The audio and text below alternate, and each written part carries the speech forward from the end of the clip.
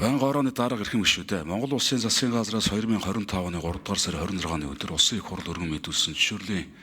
тухай үйл нэмэлт өөрчлөлт оруулах тухай хуулийн төсөл болон хамт өргөн мэдүүлсэн хуулийн төслүүдийг яаралтай элсгэр Улсын их хурлын чуулган 2025 оны 4 дугаар сарын 3-ны өдрийн уралдаанаар шийдвэрлсэн бөгөөд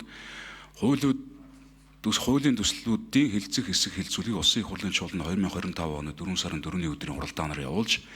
анхны хэлцүүлэлт бэлтгүүлэхээр эзэнсгийн байнга ороо, төсвийн байнга ороо болон хуульцын байнга орон шилжүүлсэн. Төсвийн байнга ороо 2025 оны 4 сарын 9-ний өдрийн хуралдаанаараа зөвшөөрлийн тухай хууль нэмэлт өөрчлөлт оруулах тухай,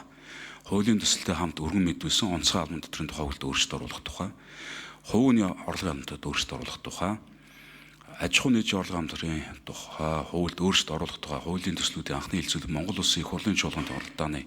дэгийн тухай хуулийн 39 дугаар зүйл заасан дагуу явуулж хуулийн төслийг зүйл бүрээр нь хэлцүүлсэн болно. Хуулийн төслүүдийн анхны хэлцүүлэг явуулахад Улсын их хурлын гишүүдээс асуулт зарчмын зөрүүтэй санал гаргаагүй бөгөөд хуулийн төслүүдийн анхны хэлцүүлэг явуулсан талаар санал дүгнэлтийг эзэнсгийн байнга ороод хүргүүлж байна. Эзэнсгийн байнга орооны эрхэм гишүүдээ зөвшөөрлийн тухай хууль нэмэлт өөрчлөлт оруулах тухай, хуулийн төсөлд хамт өргөн мэдүүлсэн онцгой албан тухай хууль нэмэлт өөрчлөлт оруулах тухай,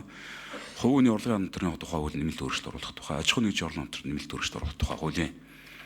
төслүүдийн анхны хэлцүүлгийг явуулсан талаар төсвийн байнга орон санал дүгнэлтийг хэлсэн шийдвэржихийг таавагнасж байна. Баярлалаа.